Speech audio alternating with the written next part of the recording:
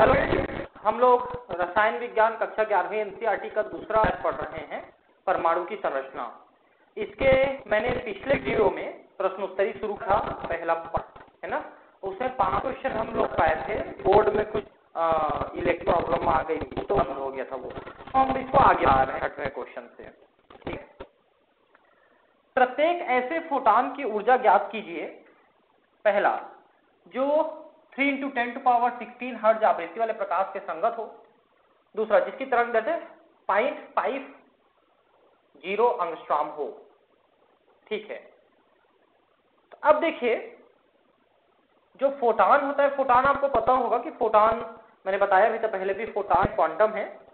ये ऊर्जा के छोटे छोटे पैकेट्स होते हैं जो प्रकाश में उपलब्ध होती हैं, आपको नहीं है। ठीक है, तो इनकी ऊर्जा उनकी आवृत्ति पे निर्भर करता है, जो प्रकाश की आवृत्ति है उसी पे निर्भर करता है। ठीक है, तो इसका एक ही फार्मूला होता है, E = hν।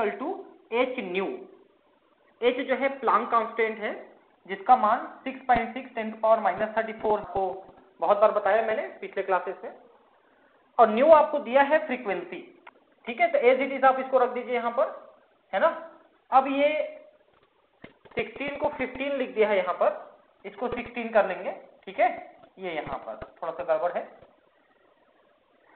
तो इसको जब आप कैलकुलेट करेंगे तो -34 है, इसमें 15 प्लस है तो ये माइनस हो जाएगा उससे, तो 18 बच रहा है। एक्चुअली इन दोनों को जब आप गुणा करेंगे तो 6 × 18 हो रहा है, 19 हो रहा है।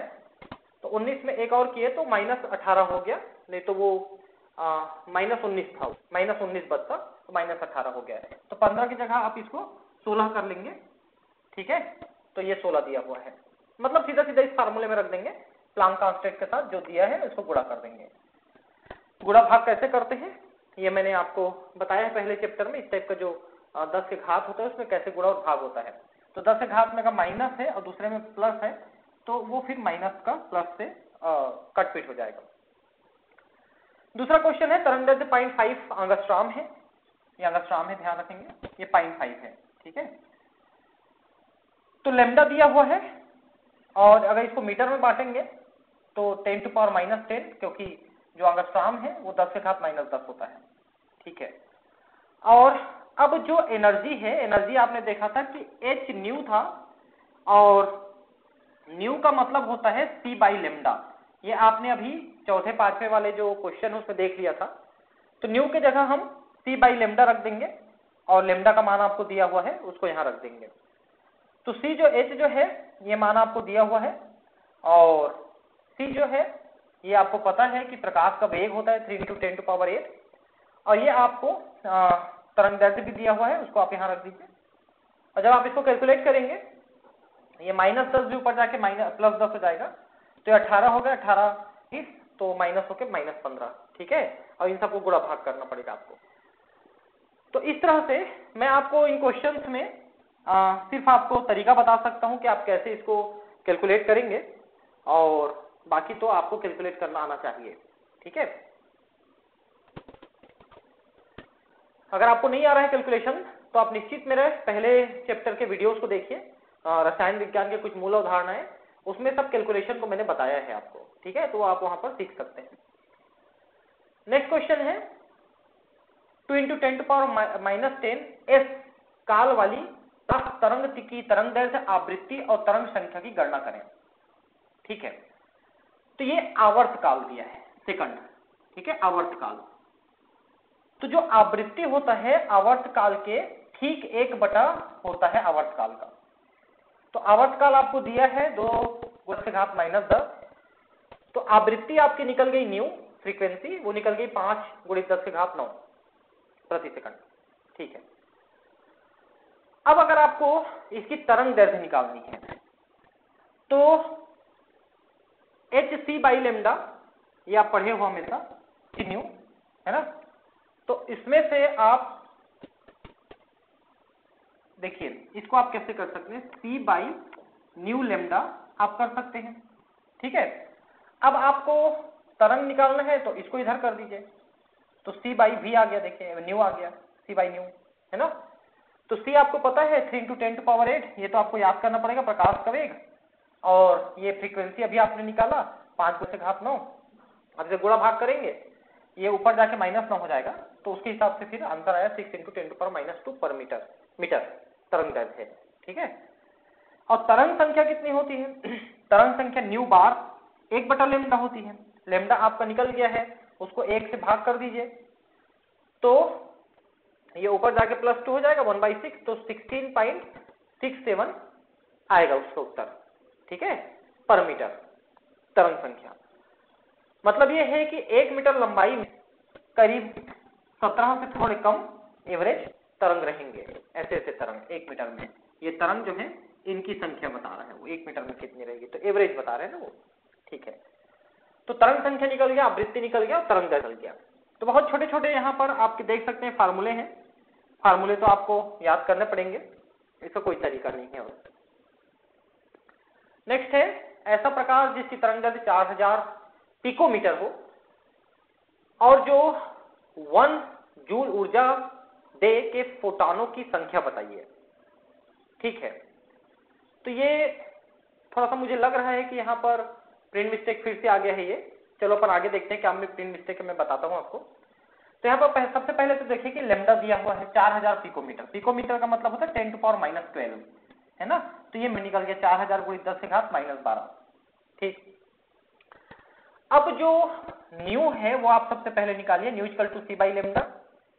तो c आपको पता है कितना है, लैम्डा यहाँ पर दिया हुआ है, इनका कैलकुलेशन करेंगे तो इतना आ रहा है न्यू। ठीक है, अब एक फोटॉन से संबंधित ऊर्जा कितना हुआ, तो E = h न्यू आप रखिए। h आपको पता है 6.626 10⁻34, ये प्लांक अंक है, ये हमेशा इतना ही रहेगा, इंटू 7.5 10⁻16, ये आपने अभी निकाला है। अभी इन दोनों को कैलकुलेट करेंगे तो इतना आ रहा है, देखिए जूल। मतलब एक फोटॉन से संबंधित ऊर्जा 4.97 × 10⁻17 जूल है। ठीक है, अतः फोटॉन की वह संख्या जो 1 जूल ऊर्जा उत्पन्न करता हो, ठीक लिखा है ये 1 जूल ही है, 1 जूल ऊर्जा दे सके। तो चूंकि एक फोटॉन में इतना है जूल, तो कितने फोटॉन 1 जूल रहेगा, तो 1/इतना। ठीक है, तो इतने फोटॉनों में उतनी ऊर्जा आपको मिलेगी। ठीक है, उतनी ऊर्जा मिलेगी आपको, 2.01 10⁻16 ऊर्जा मिलेगी आपको। ठीक है, तो इस तरह से आप ऊर्जा का कैलकुलेशन कर सकते हैं कि कितने फोटॉनों में उतनी ऊर्जा रहेगी। तो 2.01 10⁻16 इतने सारे फोटॉन्स आप लेंगे, प्रोटॉन्स लिख दिए हैं यहाँ पर, फोटॉन, इतने सारे फोटॉन्स लेते हैं तो आपको उतनी ऊर्जा मिलेगी। ठीक है, उतनी ऊर्जा मिलेगी आपको। ठीक है, नेक्स्ट है यदि 4 × 10⁻7 मीटर तरंग दैर्ध्य वाला एक फोटॉन 2.13 इलेक्ट्रॉन वोल्ट कार्यफलन वाली धातु की सतह से टकराता है तो पहला फोटॉन की ऊर्जा ईवी में, दूसरा उत्सर्जन की गतिज ऊर्जा और तीसरा प्रकाशीय इलेक्ट्रॉन के वेग का परिकलन कीजिए। देखिए सबसे पहले आप ये समझिए लिखा क्या है। जब आप किसी धातु में प्रकाश डालते हैं तो प्रकाश का जो फोटॉन है उनकी इलेक्ट्रॉन टकरा के इलेक्ट्रॉन को निकाल देता है। तो फोटॉन की कुछ ऊर्जा तो इलेक्ट्रॉन को निकालने में खर्च हो जाती है और बाकी ऊर्जा इलेक्ट्रॉन को गति में खर्च हो जाती है। ठीक है, तो यहां पर ये लिखा है 2.13 इलेक्ट्रॉन वोल्ट कार्यफलन वाली धातु की सतह से टकराता है, मतलब इलेक्ट्रॉन को निकालने के लिए इतनी ऊर्जा तो आपको सिर्फ निकालने में खर्च करनी पड़ेगी।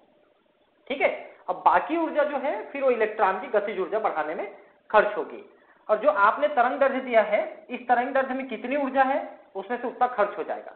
तो सबसे पहली बात तो आपको क्या करना पड़ेगा, इलेक्ट्रॉन वोल्ट को आपको जूल में कन्वर्ट करना पड़ेगा। ठीक है, एक इलेक्ट्रॉन वोल्ट जो है 1.6020 × 10⁻19 जूल होता है, ये इलेक्ट्रॉन वोल्ट है। तो अब इन सबको हम कन्वर्ट करते जाएंगे। तो पहले फोटॉन की कितनी हम देखते हैं। तो आइंस्टाइन की प्रकाश विद्युत समीकरण के अनुसार h न्यू = W + ½ mv²। ये W जो है कार्यफलन है, मतलब इतनी ऊर्जा उसमें से इलेक्ट्रॉन निकालने के लिए वो है, बाकी सब चीज तो आपको पता है। अब यहां पर आपको सबसे पहले न्यू निकालना है, तो c बाई लेमडा में आप रख दीजिए, लेमडा आपको दिया हुआ है और c आपको पता है, लेमडा आपको दिया हुआ है, तो ये आपको फ्रीक्वेंसी निकल गई, न्यू निकल गई, ठीक है, न्यू। अब देखिए कि W आपको दिया है 2.13 इलेक्ट्रॉन वोल्ट, तो हम इसको जूल में निकालेंगे तो 1.620 into 10⁻⁻19 जूल से हम इसको गुणा करेंगे, तो जूल में निकल आया 3.41 10⁻⁻19 जूल। मतलब एक इलेक्ट्रॉन को निकालने में तो इतनी ऊर्जा खर्च हो जाएगी, बाकी उसको गतिज ऊर्जा देने में खर्च होगी, ठीक है। अब यहां पर इलेक्ट्रॉन का द्रव्यमान भी आपको लिखना है m, तो इलेक्ट्रॉन का द्रव्यमान तो फिक्स है 91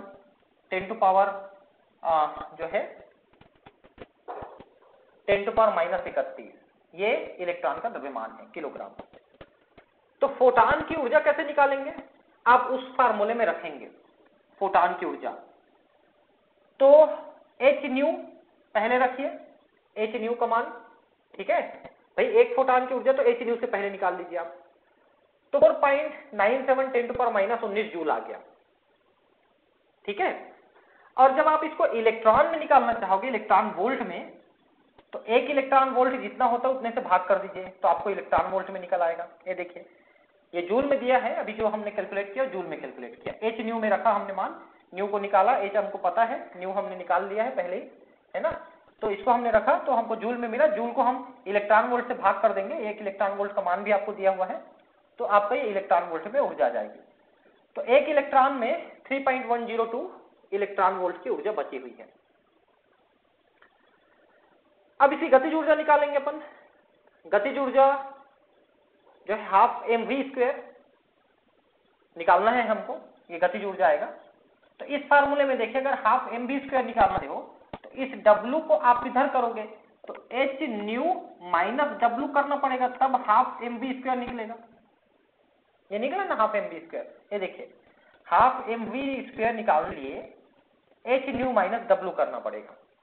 h न्यू आपने अभी कैलकुलेट किया, ठीक है, ये न्यू कैलकुलेट किया आपने, ये, और W आपने पहले ही कैलकुलेट कर लिया था, W, ठीक है, इलेक्ट्रॉन वोल्ट ये वाला, ये W है, इसको भी आपने कैलकुलेट कर लिया था। तो 497 में 3.41 को आप घटा देंगे तो 1.56 आएगा।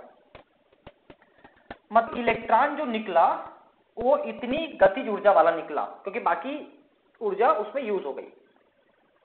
तो ये जूल में निकला, फिर आप इसको इलेक्ट्रॉन वोल्ट में निकालने के लिए इलेक्ट्रॉन वोल्ट से भाग कर देंगे, इससे यहां पर भाग कर देंगे तो निकल जाएगा, ठीक है। एक्चुअली इलेक्ट्रॉन वोल्ट का मतलब क्या होता है, इलेक्ट्रॉन का मतलब इलेक्ट्रॉन में जितनी चार्ज होती है वही इलेक्ट्रॉन वोल्ट है, लगभग, ठीक है।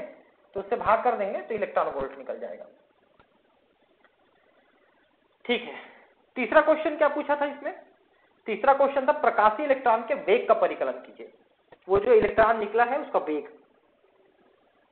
तो आपने अभी कैलकुलेट किया हाफ mv² इक्वल टू 1.56 10⁻⁻19, आपको अब ये v निकालना है, v।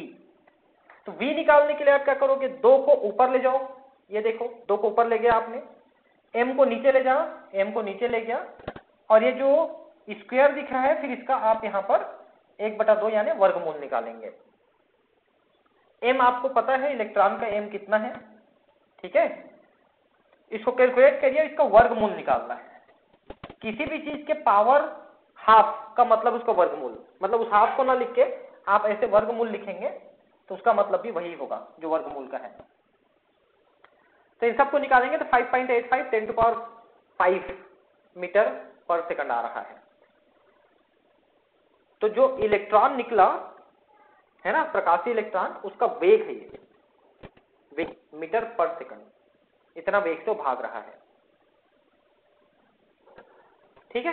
कैलकुलेशन थोड़ा सा डिफिकल्ट है आपके लिए, थोड़ा सा मुश्किल हो सकता है पहली बार पढ़ रहे हैं तो, लेकिन थोड़ा सा ध्यान से देखेंगे तो सब कुछ दिया रहता है, हमको 1-2 फार्मूले याद करने पड़ते हैं बस। जैसे यहाँ पर आपको ये फार्मूला याद करना है बस, ठीक है। अगर ये फार्मूला आपने याद कर लिया तो लगभग सारे फार्मूले आपके अपने आप निकलते चले जाएंगे, ठीक है। सोडियम परमाणु के आयनन के लिए 2.42 नैनोमीटर तरंगदैर्ध्य की विद्युत चुंबकीय विकिरण पर्याप्त होती है। सोडियम के आयनन ऊर्जा किलो जूल पर मोल में ज्ञात करें। ठीक है, तो सीधा सा बात यह है कि जितने तरंग दैर्घ्य देने से वो निकल रहा है उतनी ऊर्जा अवशोषित कर रहा है। तो उस तरंग दैर्घ्य में कितनी ऊर्जा है वही उसकी आयनन ऊर्जा है, उतनी ऊर्जा ले रहा है जितनी ऊर्जा उस तरंग दैर्घ्य में है। तो तरंग दैर्घ्य कितनी है? 242 नैनोमीटर। ठीक है, तो E equal to H nu होता है। देखिए E equal to H nu, और न्यू का मतलब होता है C बाई लेमडा। ठीक है, तो एच सी बाई लेमडा आप कर दीजिए तो E का मान निकल जाएगा। तो H का मान आपको पता है 6.626 10 टू पावर माइनस 34, C का मान है 3 इंटू 10 टू पावर 8 और लेमडा है 242 नैनोमीटर। तो नैनोमीटर का मतलब 10 से घात -9, तो आपको पता होगा। इसको जब कैलकुलेट करेंगे तो जूल एटम में निकलेगा। ठीक है, ये जूल में निकला। अब प्रति मोल आयनन ऊर्जा पूछ रहा है, प्रति मोल, क्योंकि ये एक एटम का, प्रति एटम है ना, ये ध्यान रखेंगे, ये एक एटम से जो आयनन करना है, मतलब सोडियम का एक एटम है, इससे आपको इलेक्ट्रॉन निकालना है। तो एक सोडियम से इलेक्ट्रॉन निकालने के लिए आपको इतनी जरूरत है। तो एक मोल सोडियम से इलेक्ट्रॉन निकालने के लिए, क्योंकि एक मोल का मतलब इतने होते हैं, इतने परमाणु से इलेक्ट्रॉन निकालना है आपको, तो एक इलेक्ट्रॉन एक परमाणु के लिए इतना, तो इतने परमाणु के लिए गुणित कर दीजिए आप। सीधा गुणित करेंगे तो 4.946 10 टू पावर 5 जूल पर मोल, ये उत्तर आ रहा है इसका। इतनी आपको जूल है, तो एक भाग करेंगे तो किलो जूल में आ जाएगा। तो 495 के आसपास किलो जूल पर यूज हो रहा है। मतलब एक सोडियम से इलेक्ट्रॉन निकालना चाहेंगे तो इतना, और एक मोल सोडियम से निकालना तो इतनी ऊर्जा आपको देनी पड़ेगी, तब उसमें से इलेक्ट्रॉन निकलेगा, क्योंकि इलेक्ट्रॉन निकालने के लिए आपको ऊर्जा खर्च करनी पड़ती है। ठीक है, नेक्स्ट है 25 वाट का एक बल्ब 0.57 माइक्रोमीटर तरंग दैर्घ्य वाले पीले रंग का एक वर्णी प्रकाश उत्पन्न करता है। प्रति सेकंड क्वांटा के उत्सर्जन की दर ज्ञात करें। तो आप सबसे पहले इसमें ऊर्जा कैलकुलेट कर लीजिए। एक फोटॉन की ऊर्जा कितनी है? एच न्यू या एच सी बाई लेमडा, क्योंकि लेमडा दिया है, आप कैलकुलेट किए सबको रख करके, मैं पहले ही बताया हूं कैसे रखना है ना। एच सी मतलब प्रकाश का वेग, और ये लेमडा आपको दिया है 0.57 माइक्रोमीटर। देखिए माइक्रोमीटर के लिए आपको 10 टू पावर -6 ना, नैनो का -9, एंगस्ट्रॉम का -10, पिको का -12, माइक्रो का -6, नैनो का मिलीमीटर का -3, ऐसा मान रहता है ना। तो एक फोटॉन की ऊर्जा निकल गई, इतनी जूल है। ठीक है, अब देखिए ये है कि क्योंकि ये 25 वाट लिखा है, ध्यान देंगे आप, 25 वाट, और वाट का मतलब होता है जूल पर सेकंड, ध्यान रखेंगे आप ये भी।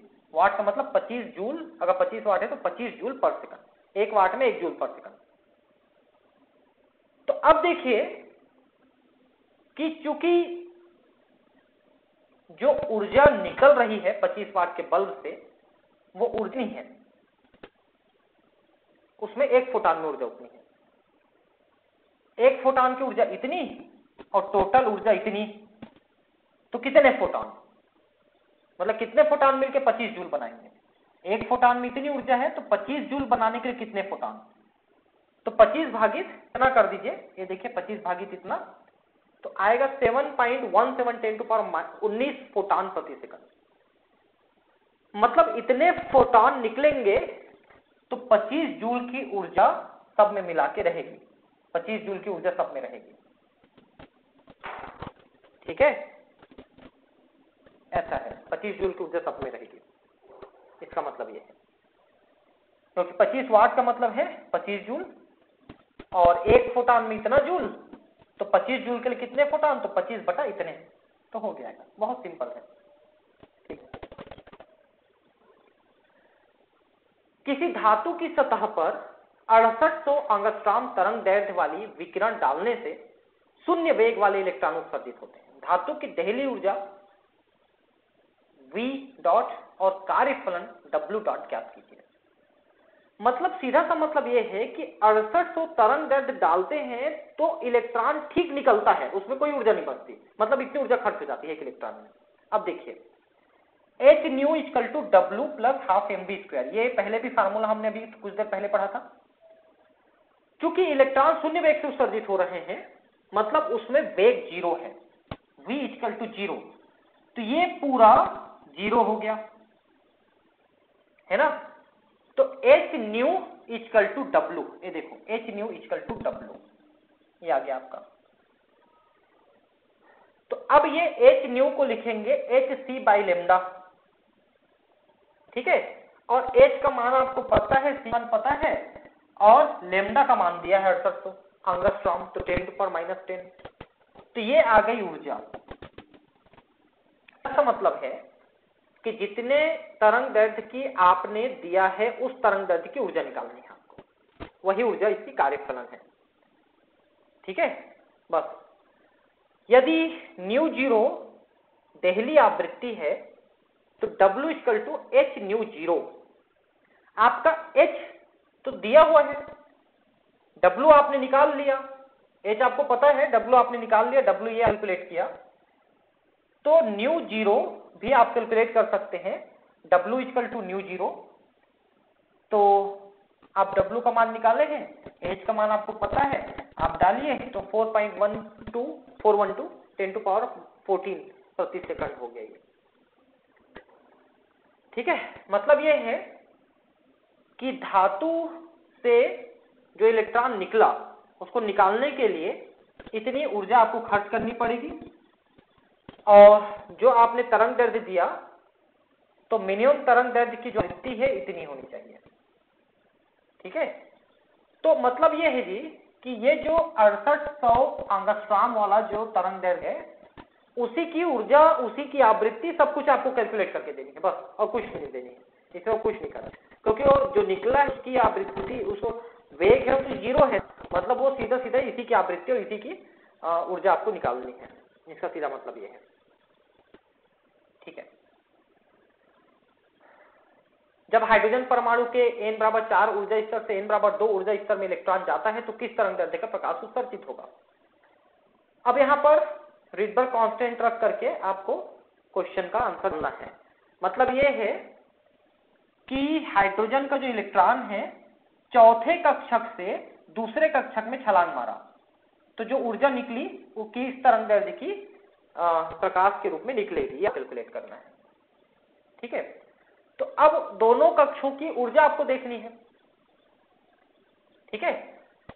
तो देखिए कक्ष की ऊर्जा देखने के लिए हम इस फार्मूले का प्रयोग करते हैं, 2.178 to power -18 divided by n square. पता है ये ऊर्जा क्या है, ये ऊर्जा प्रथम कक्ष की ऊर्जा है, प्रथम कक्ष की, ठीक है।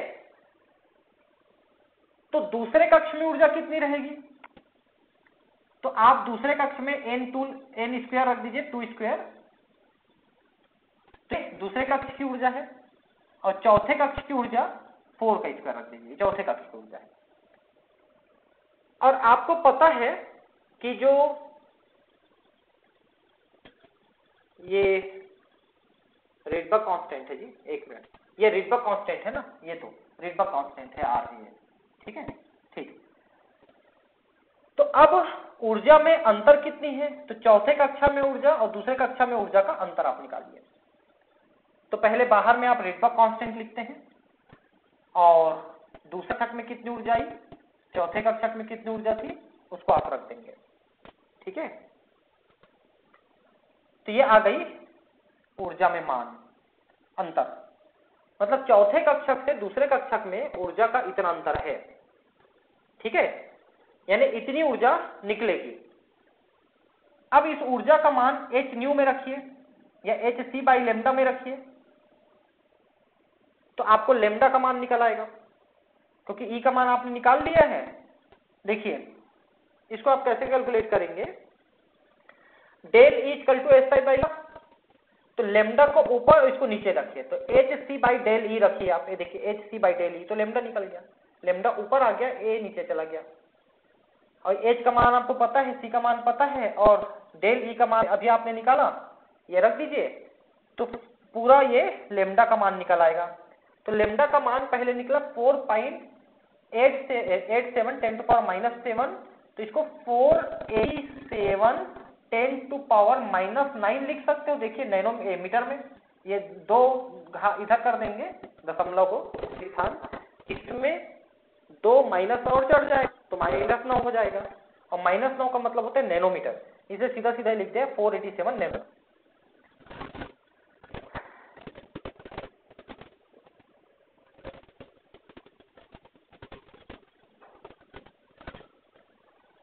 ठीक है, इसको समझ पाए ना? ये 2 डॉट इधर लगा दिए तो -9 हो गया, -9 मीटर का मतलब है नैनोमीटर। ठीक है, ये मीटर आ गया। वही फार्मूले बार बार आपको रखने हैं और ये आता जाएगा आपको। यदि कोई इलेक्ट्रॉन n/5 कक्षक में उपस्थित हो तो हाइड्रोजन परमाणु के आयनन के लिए कितनी ऊर्जा की आवश्यकता होगी? अपने उत्तर की तुलना हाइड्रोजन परमाणु के आयनन एंथैल्पी से कीजिए। आयनन एंथैल्पी n=1 कक्षक से इलेक्ट्रॉन को निकालने के लिए आवश्यक ऊर्जा होती है। तो देखिए, जब ये कक्षा 5 में पहुंच गया है तो ऑलरेडी उसमें ऊर्जा थोड़ी ज्यादा हो चुकी है, तो बाहर से उसको कम ऊर्जा देनी पड़ेगी, क्योंकि पहले कक्षक में रहता तो ज्यादा ऊर्जा देनी पड़ती, दूसरे कक्षक, तीसरे कक्षक, चौथे कक्षक में कंपैरेटिवली कम होते चले जाता है। तो 5वें कक्षक से आपको इलेक्ट्रॉन निकालना है, मतलब अनंत में ले जाना है। ठीक है, तो उसमें ऊर्जा का कितना अंतर रहेगा ये देखना है अपने को। तो सबसे पहले 5वें कक्षक का ऊर्जा आपको निकालना है, तो Rydberg constant R divided by n² आप रखिए। तो रिडबर्ग कांस्टेंट 2.178 10 टू पावर -18, 5 के स्क्वायर, तो ये आ गया, मतलब 5वें कक्षक में -8.72 10 टू पावर -20 जूल है। देखिए माइनस इसलिए लिखते हैं क्योंकि जब इलेक्ट्रॉन पूरा निकल जाता है तो उसमें 0 होता है, और अंदर जाते जाता है तो इलेक्ट्रॉन से ऊर्जा निकलते जाती है तो माइनस में होते जाता है। ठीक है, तो पहले ऊर्जा इतनी थी और जब निकल जाएगा तो 0 हो जाएगी, क्योंकि निकल जाता है तो ये नीचे में अनंत लिखेंगे तो टोटल मान 0 हो जाएगा, मतलब निकले हुए इलेक्ट्रॉन का जो ऊर्जा है वो 0 माना जाता है। इसलिए अंदर जाने वाले जो कोर्स में किसी भी कोई ऊर्जा जो है माइनस में रहता है, जितना अंदर जाता जाएगा उतना माइनस में होता जाएगा, तो ऊर्जा निकलते जाती है। तो आयनन के लिए आपको कितनी ऊर्जा देनी है? तो अनंत में 0 ऊर्जा है और E5 में इतनी ऊर्जा है, तो 0 से आप घटा दीजिए तो आपको इतनी ऊर्जा देनी पड़ेगी, इतनी ऊर्जा इलेक्ट्रॉन को, इतनी ऊर्जा देंगे तब वो 0 में पहुंचेगी। ठीक है, अब हाइड्रोजन परमाणु के आयनन एंथैल्पी कैसे निकालेंगे? तो देखिए, हाइड्रोजन परमाणु के आयनन एंथैल्पी का मतलब है कि सामान्य अवस्था में उसका जो इलेक्ट्रॉन है वो पहले में है ना, वहां की ऊर्जा आपको निकालनी पड़ेगी। तो अनंत में 0 ऊर्जा होती है, और पहले कक्षक की का मतलब है रिडबर्ग कांस्टेंट डिवाइडेड बाय 1 का स्क्वायर, पहले कक्षक का। इन दोनों में अंतर जो है पहले कक्षक की ऊर्जा रहेगी। तो पहले कक्षक की ऊर्जा हुई 2.178 10 टू पावर -18 जूल पर सेकंड पर एटम। ठीक है, तो दोनों की मतलब क्या कि सबसे अंदर के इलेक्ट्रॉन को बाहर निकालने के लिए आपको कितनी ऊर्जा देनी पड़ेगी? तो आपको इतनी ऊर्जा देनी पड़ेगी, तब वो इलेक्ट्रॉन बाहर निकलेगा। ये देखिए, ये तो हाइड्रोजन एटम का आयनन एंथैल्पी 2.178 10 टू पावर -18। इसको जरा ध्यान दीजिए कि जब हाइड्रोजन का इलेक्ट्रॉन सिर्फ पहले कक्षक में है, उसको निकालने के लिए आपको 2.178 10 टू पावर -18 जूल ऊर्जा देनी पड़ रही है। जबकि 5वें कक्षक में था तो 5वें कक्षक के लिए आयनन के लिए आपको देनी पड़ी थी 8.712 10 टू पावर -20, 8.712 10 टू पावर -20। देखिए, जब पहले कक्षक में था तो -18 10 टू पावर -18, और जब 5वें कक्षक में था तो 10 टू पावर -20, मतलब कम ऊर्जा देनी पड़ी। मतलब बाहर के कक्षक में है, 5वें कक्षक में है तो उसको कम ऊर्जा देनी पड़ी, पहले कक्षक में है तो उसको ज्यादा ऊर्जा देनी पड़ी बाहर निकालने के लिए, क्योंकि जितने अंदर के कक्षक में रहता है उसकी ऊर्जा उतनी कम होती है, तो बाहर से आपको उतनी ज्यादा ऊर्जा देनी पड़ती है। ठीक है,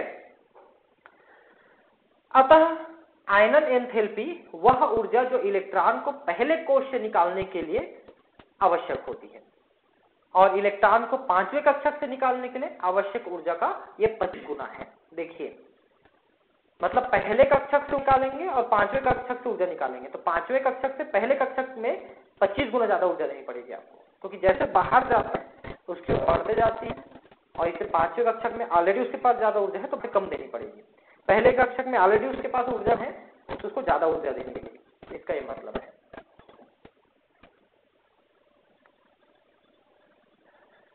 15 क्वेश्चन, जब हाइड्रोजन परमाणु में उत्तेजित इलेक्ट्रॉन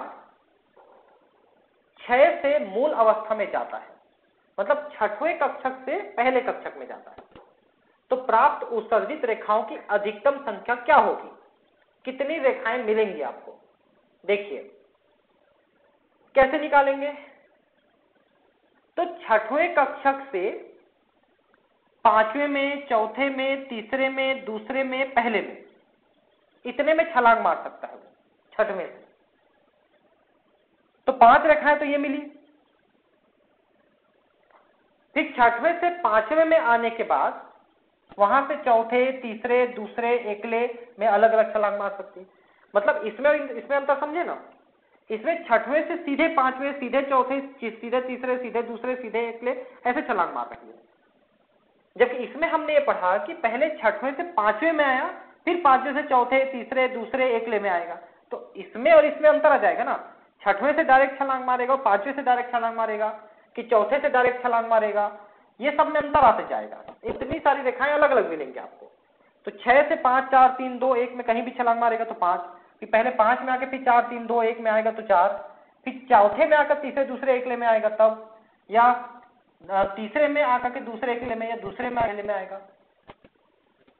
वो सीधे छलांग मारेगा या किसी दूसरे में छलांग मार के आगे जाएगा, उसके आधार पर रेखाएं मिलेंगी। तो पहले में 5, फिर 4, फिर 3, फिर 2, फिर 1, यानी टोटल 15 रेखाएं अलग अलग मिलेंगी। मेरे हिसाब से आप इसको समझ पा रहे हैं कैसे कर रहे हैं। हम इसमें डायरेक्ट छलांग मार रहे हैं ना, इसमें डायरेक्ट। जबकि दूसरे वाले में क्या किया, पहले पांचवें में आके फिर चौथे, तीसरे, दूसरे, एकले। इसमें क्या किया, पहले चौथे में आके फिर तीसरे, दूसरे, एकले, या तीसरे में आके दूसरे एकले, या दूसरे में आके पहले, ऐसे छलांग मार रहे हैं अलग अलग अलग अलग। तो उनकी रेखाएं अलग अलग मिलती हैं अपने को।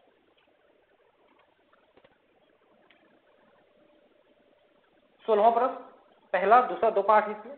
हाइड्रोजन के प्रथम कक्षक से संबंधित ऊर्जा 2.18 10⁻18 जूल पर एटम है। पांचवें कक्षक से संबंधित ऊर्जा बताइए। ठीक। दूसरा, हाइड्रोजन परमाणु के पांचवें बोर कक्षक की त्रिज्या की भी गणना कीजिए। ये भी है, चलो ठीक है।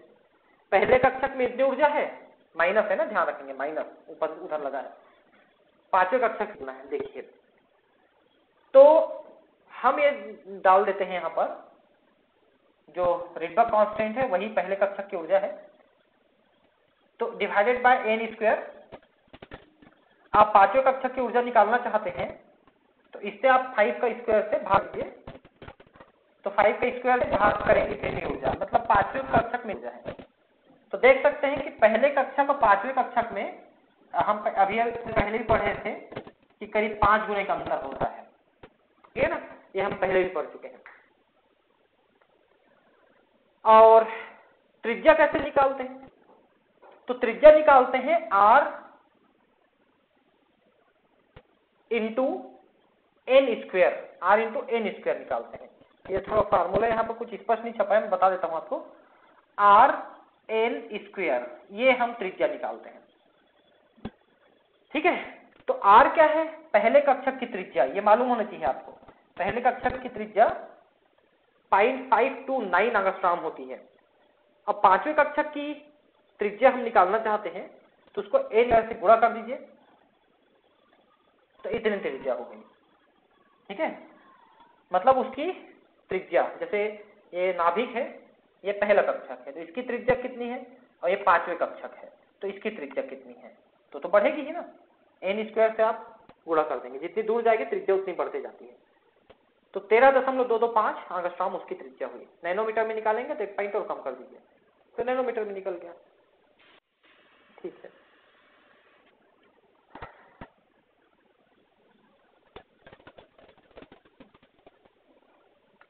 हाइड्रोजन परमाणु की बामर श्रेणी में अधिकतम तरंग दैर्ध्य वाले संक्रमण की तरंग संख्या की गणना कीजिए।